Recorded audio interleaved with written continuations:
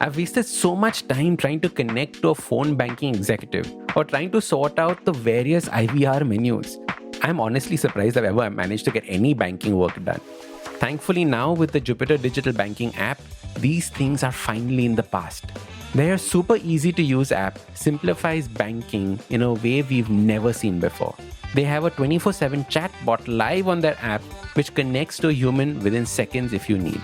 In case of more complicated interactions, you get a ticket number which can be tracked to determine where your query or complaint is and by when it can be resolved. So check out jupiter.money to find out more or download the Jupiter app on Android and iOS to get started. Hello and welcome to the Habit Coach podcast. I am Ashdin Doctor, your habit coach, and today we're going to be discussing creativity. Now, creativity is one of my favorite topics to talk about because the power of creativity is the power of creation, making something out of nothing. And I think that is one of the most beautiful and most powerful things that we as human beings have. So today with us, we have S Venkatesh, who's going to talk us through his idea and his philosophy behind creativity. So Venkatesh, welcome to the Habit Coach podcast. Thank you, Ashdin. Great to be on the show. I'm so excited to have this conversation. Like I said, creativity is one of my favorite topics to discuss. Venkatesh, can you tell us a little bit about yourself? Sure. Yeah. Thanks, Ashdin. Creativity, I think, is something that many of us aspire to. Some of us are in awe of, but it seems like something distant, something unapproachable. But as you rightly pointed out, we all have creativity within us. I think all of nature, all of creation, I think is an act of creativity. So it's a question of being able to unlock that creativity somehow. And so a little bit about myself. I've been interested in books since I was a kid, wanted to write books since I was a kid, my grandfather's library and all that. And somehow over the years, so I did my engineering, I did my MBA, and I took up a job in investment banking, spent time with Credit Suisse, Deutsche Bank, JP Morgan, traveled a lot, saw lots of places, lots of life experiences. And it was all fun, but somewhere along the way, this urge to write sort of, got forgotten by the wayside. It would occur to me once in a while that, hey, maybe I should write, but, somewhere it was this distant, unapproachable thing. And I didn't really know how to translate inspiration into something concrete. Correct. I think over the years, what happened is I was doing a lot of business travel. And somewhere, in airplanes and airport lounges, I got the time to actually put pen to paper. And so I think at the time that I started writing my first book, I was working for an Australian firm, Macquarie. We were making investments in companies, private equity investments. I started writing sporadically at first, then more regularly. And over the years, that acquired a momentum of its own. About maybe 6 odd years ago, I stepped out of the confines of a regular corporate job and set up my own management consulting outfit. And in some ways, that gave me some latitude to be able to act on inspiration when it came to me. You get an idea and you're able to actually act on it the same day. And that's just very nice. So over the years, you're in control of your own time and your own destiny, yeah, as it were. Yeah, to a reasonable extent. I think your clients still have some control over you, but yes. And so I was at least able to act on the inspiration. And over the years, that's how my first book, Kalkut, got written. This was published in 2018. My second book, Agniban, was published last year. And my third book should be out by end of this year. Fantastic. So I divide my time between my management consulting firm and writing. I write a column as well about mindfulness. And I also, do some speaking. So yeah, it's a bunch of things. So, when you spoke about writing, you said that put pen to paper. Did you first start writing actually with a pen and paper, or was it a phrase instead? Do you start your book with laptop and keyboard? It was metaphorical. So I write entirely on the laptop. What I do use though is the notes feature on the phone. So you're in the middle of something, you're in a meeting or a presentation or whatever, or you're passing through security at an airport and you get an idea and you don't have time to actually write it. So I just jot it down on the notes feature. And then when I do my writing, I go back to that and flesh it out. Yeah, but pen to paper, the only time I find it useful is when I'm plotting a story, I have these A3 sheets and I just start making like flowcharts or something. So and it's just whatever comes to my mind. So Do you mind map it out? it's sort of, yeah, but I don't do it in a structured way. I mean, I've just realized that sometimes imposing too much structure impedes creativity. So I just do it the way it comes to me. So I might mind map the relationships between characters. And as you do it, you start realizing that, hey, so this person in office that the protagonist doesn't like, maybe he has a childhood trauma, and maybe somewhere that links back to some figure that the protagonist didn't like in his childhood. So instead of two guys interacting in an office, it's actually two children interacting with their respective childhood traumas. Now, I mean, this just came to me offhand just now, but that's the beauty of being able to map it out. Correct. So I do that sometimes, and so my desk sometimes looks like a bunch of cluttered, arrows and flowcharts. And Yeah. like you said right in the beginning of the podcast, that we have to unlock this creativity, right? You used the word unlock, and I found that very interesting. You, you said we have it all in us. What is it that we have to learn in order to, turn that chavi, turn that key to unlock it? Yeah, this is a great question. So my one line answer is we don't have to learn, we actually have to unlearn. Oh, lovely. Okay. And so, a Oh, lot that's of harder than learning, actually. oh, absolutely, because you have your biases which are coming in the way. We're all sort of attached to our notions of ourselves. It's like they say, right? To a person with a hammer, everything looks like a nail.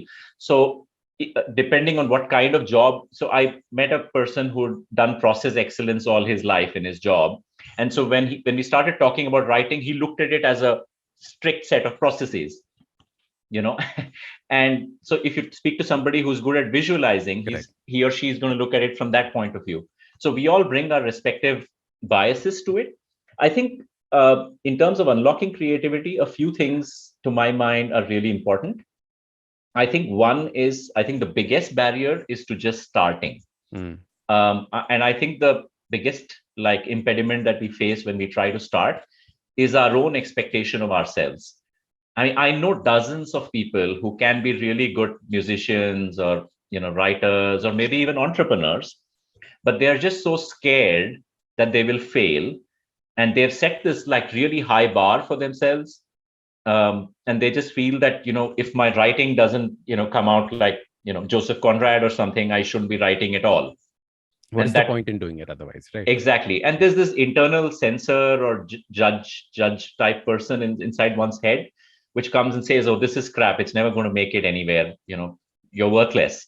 And we are so scared to hear from that judge that we don't want to start writing. It's much more comfortable to have it all in your mind and think that you'll write someday and there's this big book, or it doesn't have to be a book, it can even be an entrepreneurial venture or whatever. People keep planning this stuff in their heads but don't actually get around to doing it. There are millions and millions of books in people's minds Correct. that they are someday going to write. Correct. That has never happened. And I think that's what you're saying, right? Just starting is the first step. Yeah. And getting over the fears of starting. One is, like you said, fear of failure, fear of judgment, setting a bar too high. Yeah. Are there any other reasons why people don't start? I think there's also this feeling that, I've got too many things going on. Okay.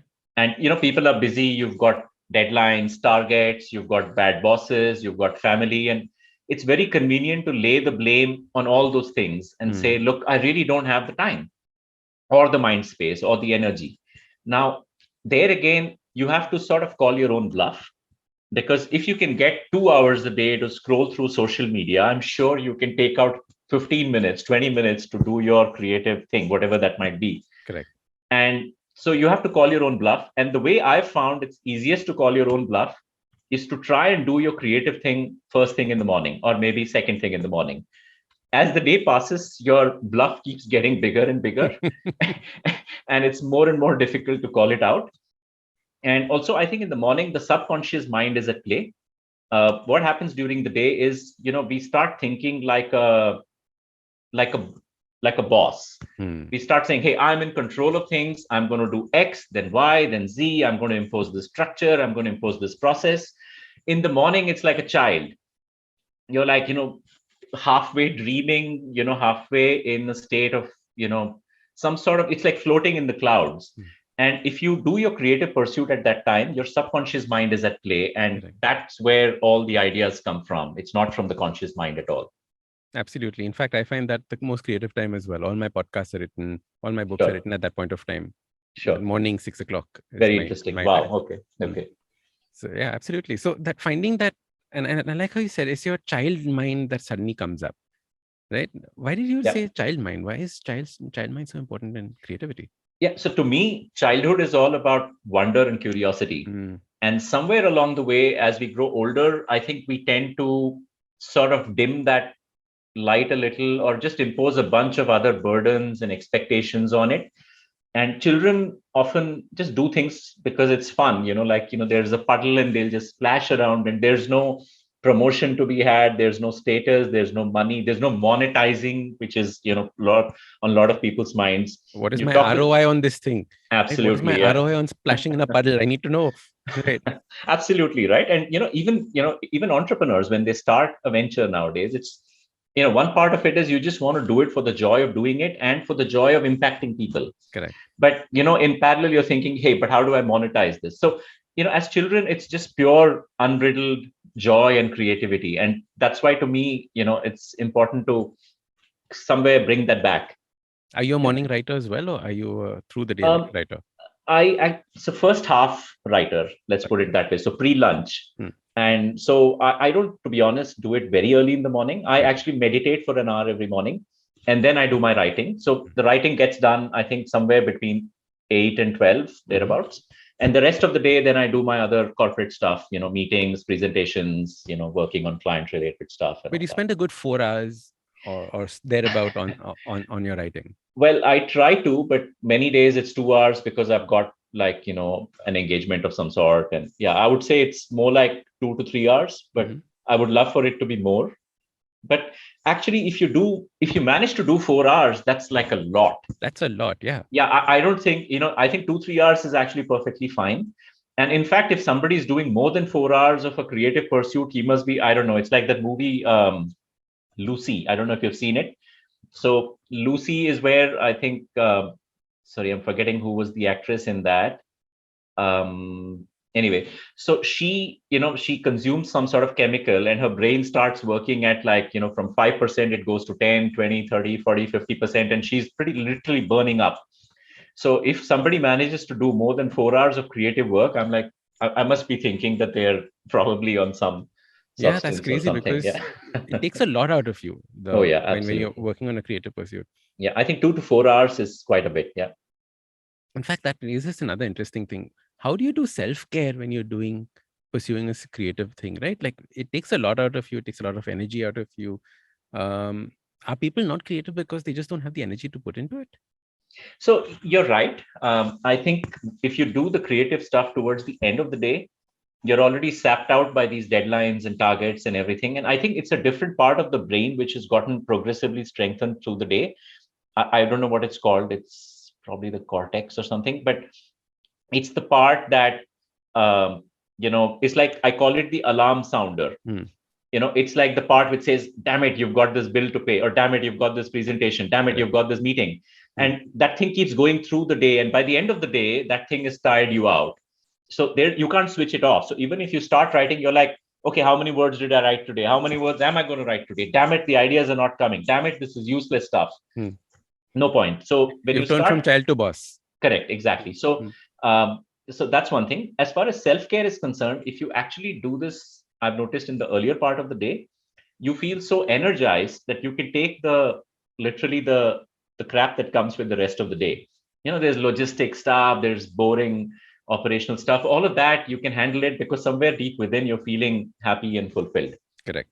And I get reminded of what I read about the founder of Policy Bazaar.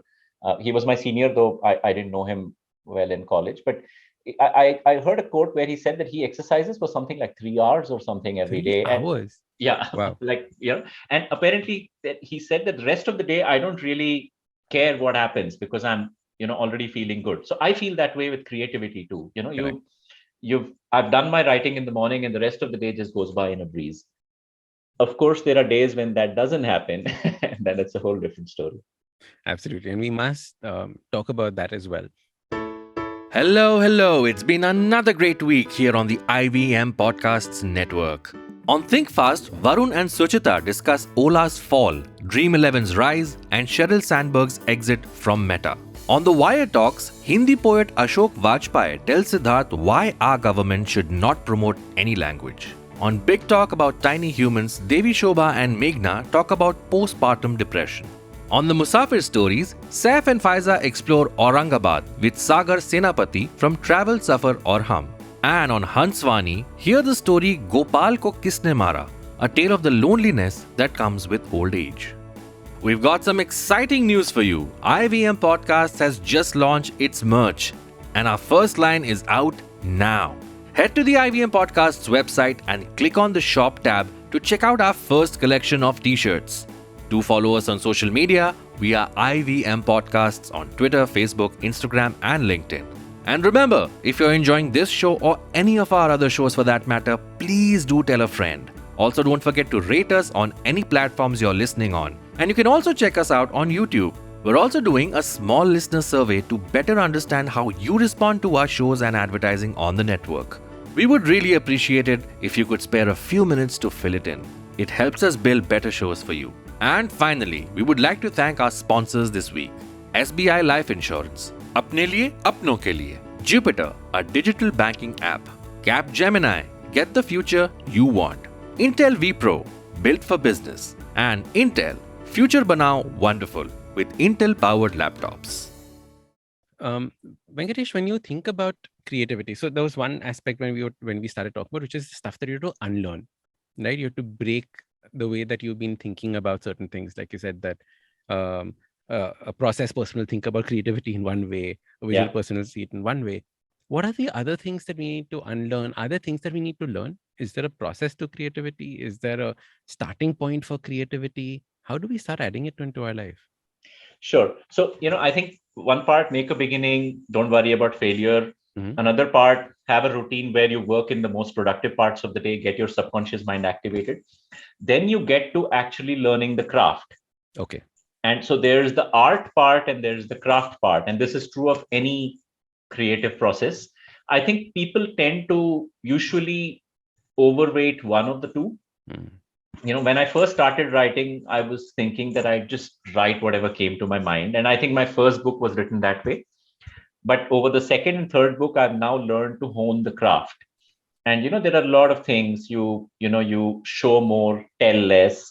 In the choice of words you use, in not having monotonous descriptions along the way. You don't use these clever devices to just dump a lot of information on the reader. These are all craft related things that you learn along the way. And the craft is important, but the problem is that a lot of courses can teach you the craft. The problem is you do a lot of these courses, you're stuck with the craft, and somewhere the joy is gone.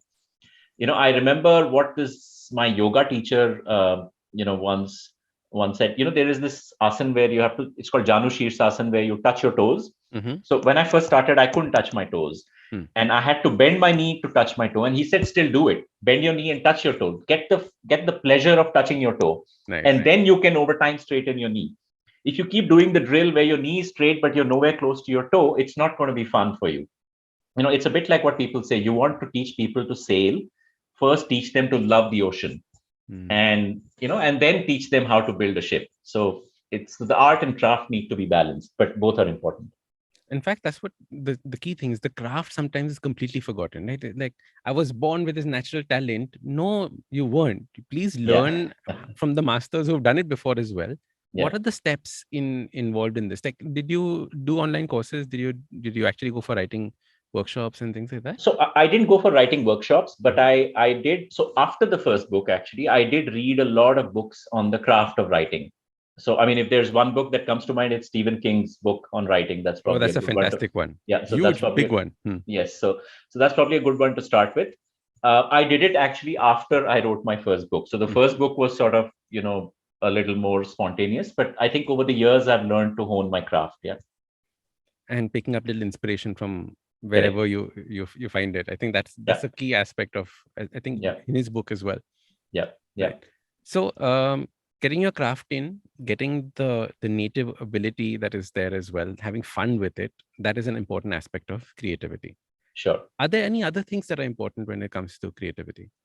I think one other thing is just your motivation to do it. Okay. Now, it's unfortunate, but a lot of the creative professions, the path to making money is not very clear, and in a lot of these professions, it remains not clear for a long time. In fact, when people say I'm going to become a professional writer, like, Baba, but that's not going to put food on the table for very long. Correct. Absolutely. Yeah. If ever. Yeah. If ever. Yeah. So it's important to get one's motivations clear. I think do it because you love it. Do it because you enjoy the journey. And then hopefully over time, because you enjoy it so much and you're getting better and better at it, hopefully the other stuff, the more worldly stuff will follow, recognition, monetization, whatever. But if you start with the wrong expectation, one is headed for disappointment.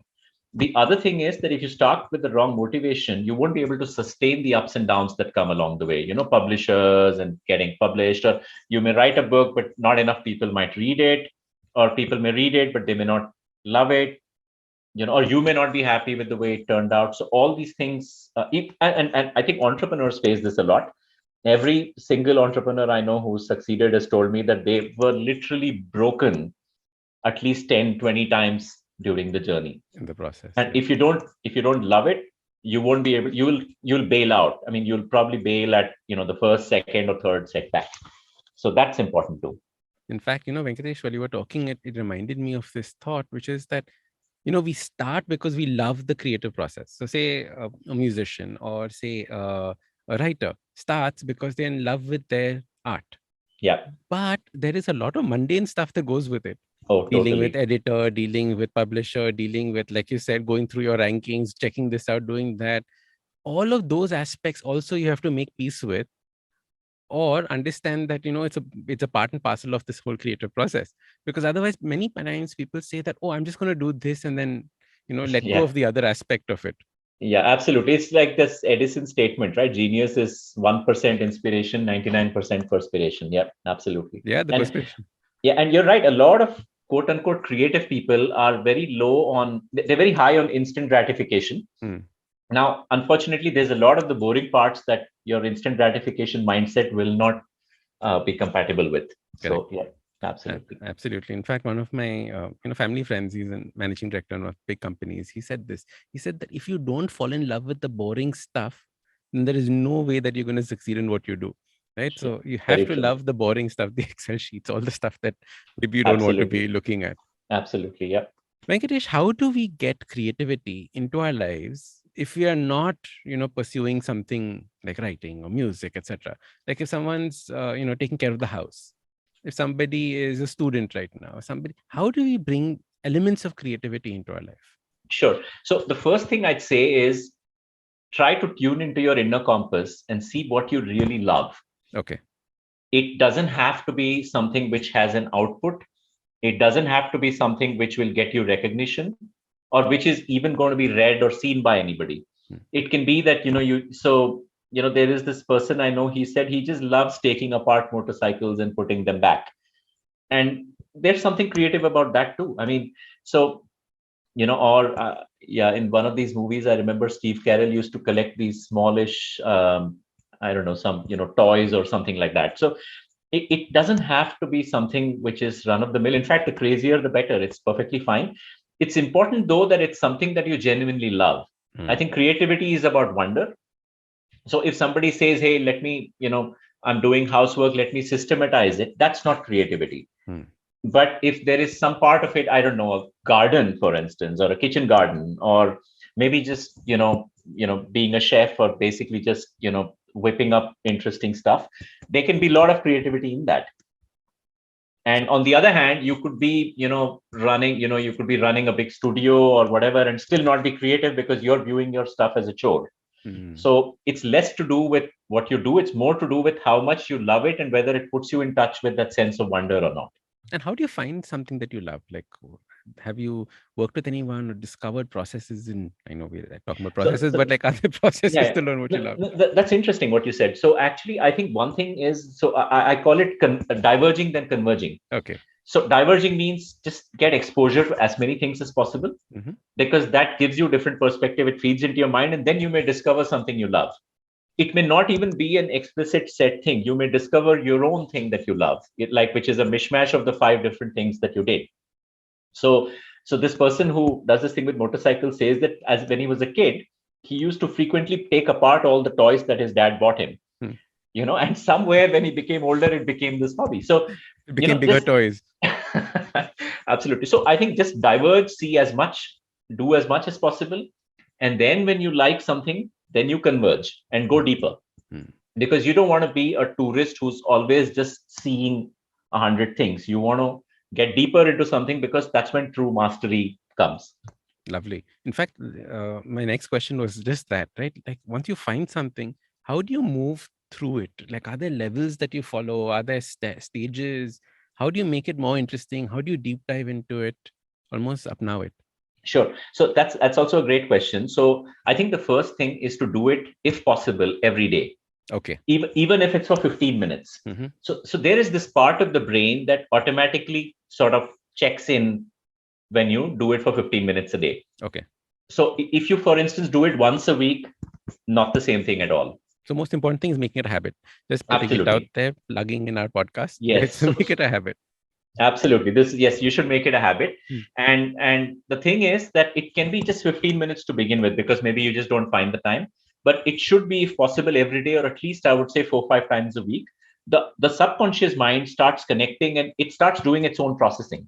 So you might be at work, you might be, I don't know, traveling or something, but somewhere the mind is sort of working away. And you lose that if you do it only once a week. So I think so that's, if you want to, convert it into a routine, that's probably a good way to do it. So getting consistent in the creative pursuit that you've chosen is step one, right? Make it part of your routine. Maybe set a fixed time for it. Yes, right? A fixed time is even better. And a fixed duration. So normally I tell people that set a duration or set a completion, like 700 words is a completion, or I will write for half an hour is a completion. So at least there is a little structure, and within that structure, you can be as creative as you want. Yeah, that's a great point. So yes, try to keep it to the same part of the day. I mean, with some latitude. So say, maybe between 7 and 9 in the morning, I'll take out 15-20 minutes. That's good enough. Second is, rather than setting yourself an output target like 700 words, the other one you said is better, which is I'll do it for half an hour. Fair. The reason being that when you say 700 words, it starts putting pressure on your mind to come up with that. And that sometimes impedes creativity. Now, the problem is when you say half an hour, and in that half an hour, if you're going to be getting up and, going to the rummaging the fridge or picking up your phone and checking your WhatsApp, then that's not going to work. It's got to be half an hour dedicated for deep thinking. Initial few days, one will not get any thoughts. And even later on, there will be periods when the output is absolutely zero during that half an hour. That's perfectly fine. That's part of the journey. Okay. So it's part of the journey to have complete blank spaces. I think that is an important aspect of creativity as well, because a blank slate is where you put on things to absolutely, to think about and connect the dots with. Yeah. The question I wanted to ask was, when we start thinking about creativity, how do we know that we've actually been creative? I know it's a strange question, but many times I see people doing creative work and saying, no, but this is normal stuff, right? How do we know that we actually did something creative or not? So I would actually err on the side of saying that if you even think it's 1% creative, you probably have done some creative work. Sure, even a little bit is fine. Yes, because most of us have this harsh judgmental streak, I think, which is always on. And so I've seen people do beautiful stuff and still sort of underplay it to themselves. So if you feel, you will know. And if you have even an inkling that this might be creative, you're probably right. Absolutely. And stretching this, sorry. Yeah. And of course, you'll have to then hone the craft and, all that is required. But yeah. I was just going to say, stretching this further, it is that comparison that comes in. No, Ashdin, I'm not as creative as you. Or Venkatesh, you can write so well, I can't. Right? Yeah. But if you even wrote a bit, you're on that journey. And that journey is what you need to continue. And like you said, hone till you get to that point where, it almost becomes second nature. Absolutely. Totally agree with that. Yeah. You know the concept about flow state, right? Like when you're in the zone. Yeah. Do you feel that every time you write? Do you feel that sometimes? Yeah, this is a wonderful question too. So I actually wrote an article on, I think the article was called Getting into the Zone about a month ago for a newspaper. And so it doesn't happen very often. And don't expect to get into that state either, because the expectation itself imposes a burden on you, and it'll prevent you from getting into that state. Fair.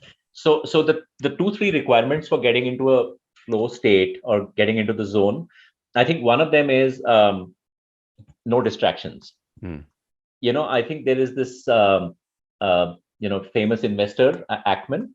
So he Bill Ackman, he said that even if somebody comes and asks him, hey, what will you have for lunch or whatever, poof, gone. So you need to have no distractions, no interruptions. Second, you need to be okay with whatever happens. You're sort of giving up control. Completely relegating. So you're saying, I'm giving up control in the sense I'm not going to control the outcome. I will just do what I'm doing. That's it. So if I'm researching into something, I'll go deeper into it. If I'm trying to write or plot, I'll do whatever I'm doing.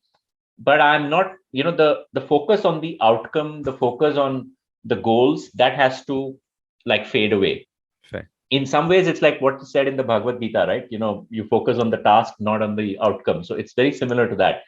So the moment you have too much of the outcome in front of you, it sort of impedes it. The third thing I've realized is that, unfortunately, a deadline seems to come in the way. Is a deadline a good thing or a bad thing for creative work? I don't know. It depends. I think views differ. Okay. A lot of my friends in advertising tell me that nowadays they function only when there is a deadline. Otherwise, last minute panic, nothing works better. Till you get a shove up your backside, it just doesn't happen.